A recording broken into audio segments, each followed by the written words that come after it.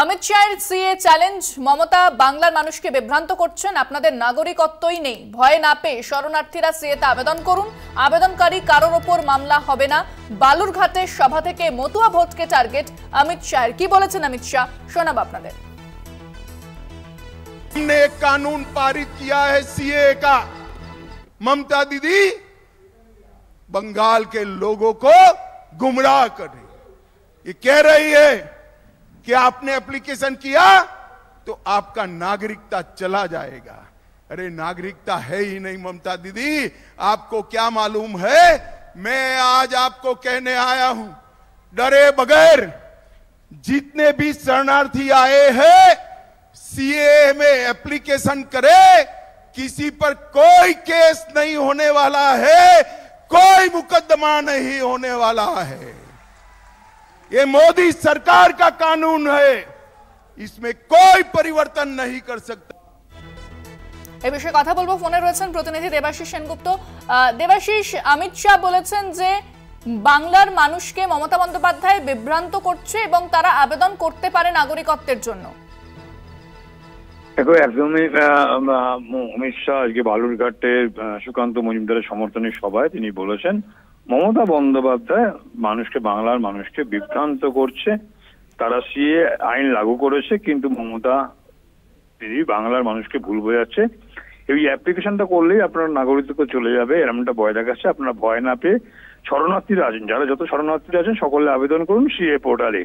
এবং একটা কথা বলতে তিনি বলেছেন যে আপনাদের নাগরিকত্বই নেই।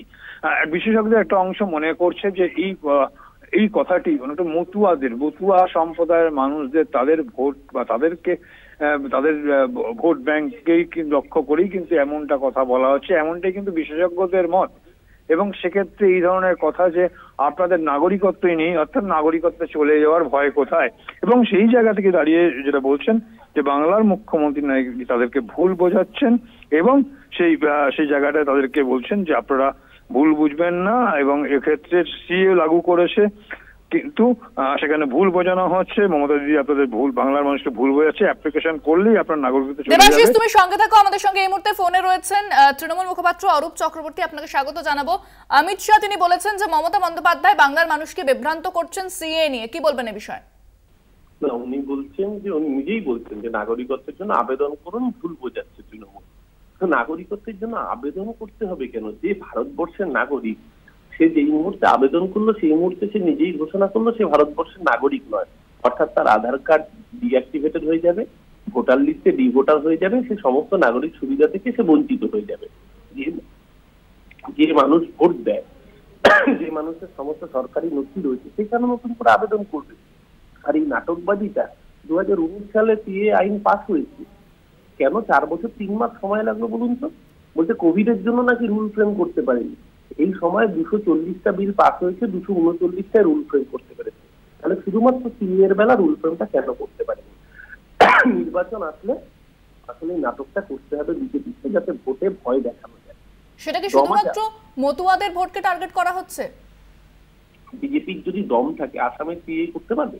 আসামের মুখ্যমন্ত্রী হেমন্ত বিশ্ব শর্মা বাড়ি ঘেরাও হয়ে গিয়েছে, কারণ আসামে সিএ করলে আসামের বাঙালিরা সেখানে ঢুকে যাবে লিস্টে। তাই বিজেপি এক একটা রাজ্যে গিয়ে এক এক রকম কুমিরখানার গল্প বলছে। আজকে পরিষ্কার অমিত শাহর এই মন্তব্য নিজেই প্রমাণ করে দিচ্ছেন যে না, আবেদন করতে হবে। আবেদন করা মানে তিনি যে ভারতবর্ষের নাগরিক নন, তিনি নিজেকে স্বীকার করে নেবেন। যেই মানুষের ভোটার কার্ড রয়েছে, যেই মানুষের আধার কার্ড রয়েছে, সে ভারতবর্ষের নাগরিকত্বের জন্য আবেদন করতে যাবে কেন? অমিত শাহ মানুষকে ভয় দেখিয়ে মতুয়াদের ভোট, রাজনীতিদের ভোট, উদ্বাস্তুদের ভোট নিশ্চিত করতে চাইছেন। বাংলার মানুষ ওদের মুখের উপর জবাব 21 সালে দিয়েছে, আবার চিন্তিত গোটা ভারতবর্ষের মানুষ।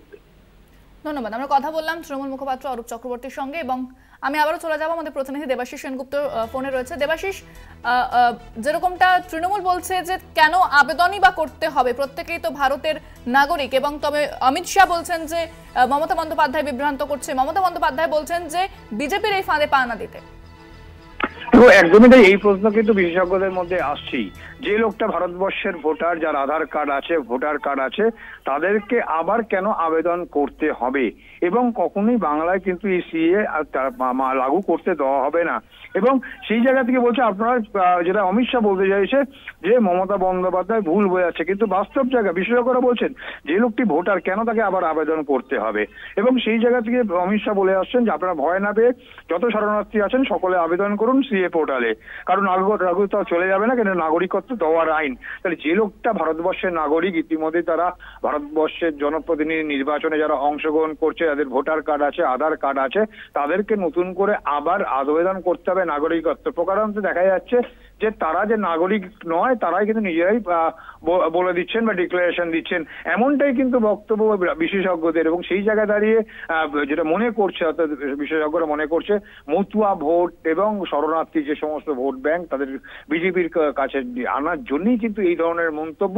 যে ক্ষেত্রে দাঁড়িয়ে অমিত শাহ একদিন বলেছে যে আপনারা তো ভোট নয়, এত নাগরিকত্ব চলে যাওয়ার বিষয় কি রয়েছে, চলে যাওয়ার কি রয়েছে। অর্থাৎ একটা বিষয় স্পষ্টত যে মতুয়া সম্প্রদায়ের মানুষজন যারা যেখানে যারা শরণার্থী, তাদের উপর একটা চাপ সৃষ্টি করে সেক্ষেত্রে কিন্তু তাদের ভোট ব্যাংক, বিজেপির ভোট ব্যাংক নিয়ে আসা, এমনটাই কিন্তু উদ্দেশ্য, এরমটাই মনে করছে বিশেষজ্ঞরা। এবং সেই জায়গা থেকে আজকের এই মন্তব্য যথেষ্ট তাৎপর্যপূর্ণ। এবং রাজ্যের শাসক দল তৃণমূল কংগ্রেস স্পষ্টত বলছে যে সেই জায়গায় দাঁড়িয়ে যারা নাগরিক তাদের কেন আবার নতুন করে। দেবাশিস, তুমি সঙ্গে থাকো, আমাদের সঙ্গে এই মুহূর্তে ফোনে রয়েছেন সিপিএম নেতা বিকাশ রঞ্জন ভট্টাচার্য, আপনাকে স্বাগত জানাবো। বালুরঘাটে সভা করতে এসেছিলেন অমিত শাহ এবং তিনি বলেছেন যে বাংলার মানুষকে নাগরিকত্বের জন্য আবেদন করার কথা, এবং মমতার সরকার মানুষকে বিভ্রান্ত করছে। কি বলবেন এই বিষয়ে? এটা মমতার তো উচিত ধন্যবাদ জানানো অমিত শাহকে। মমতাই তো এই ঘটনার জন্য দায়ী। তিনি তো অনুপ্রবেশের গপ্প তৈরি করে পার্লামেন্টে অসভ্যতা করেছিলেন, যার ফলে আজকে অমিত শাহ এই সমস্ত কথা বলার সুযোগ পাচ্ছেন। পশ্চিমবঙ্গে কেউ দরখাস্ত করবেন না, কোনো কার্যকরী করা যাবে না। যারা আছেন সকলকেই নাগরিক, 5 বছরের অধিক তারা আছেন, এই দাবিতেই আন্দোলন তৈরি করতে হবে। মমতা যদি রাজি থাকে আমার সঙ্গে হাত মিলিয়ে আন্দোলন করুন। ধন্যবাদ। আমরা কথা বললাম সিপিএম নেতা বিকাশ রঞ্জন ভট্টাচার্যের সঙ্গে, এবং অমিত শাহ তিনি বলছেন যে বাংলার মানুষকে বিভ্রান্ত করছেন মমতা বন্দ্যোপাধ্যায়, আপনাদের নাগরিকত্বই নেই, এমনটাই বলেছেন অমিত শাহ। আরো একবার শোনাবো আপনাদের কি বলেছেন অমিত শাহ। हमने एक कानून पारित किया है सीए का। ममता दीदी बंगाल के लोगों को गुमराह कर रही, ये कह रही है कि आपने एप्लीकेशन किया तो आपका नागरिकता चला जाएगा। अरे नागरिकता है ही नहीं ममता दीदी, आपको क्या मालूम है?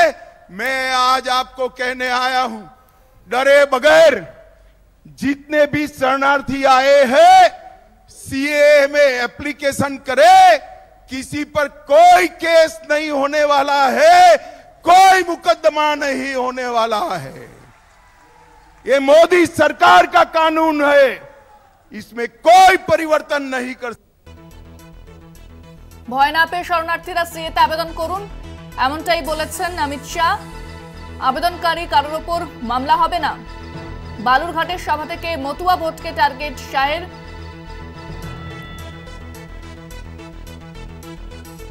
মমতা বন্দ্যোপাধ্যায় বাংলার মানুষকে বিভ্রান্ত করছেন, এমনটাই বালুরঘাটের সভা থেকে আজ বললেন অমিত শাহ। বালুরঘাটে বিজেপি প্রার্থী সুকান্ত মজুমদারের সমর্থনে সভা করতে এসেছিলেন অমিত শাহ, এবং সেই সময় বেশ কিছু বিষয় নিয়ে তিনি সরব হলেন বাংলার সরকারের বিরুদ্ধে।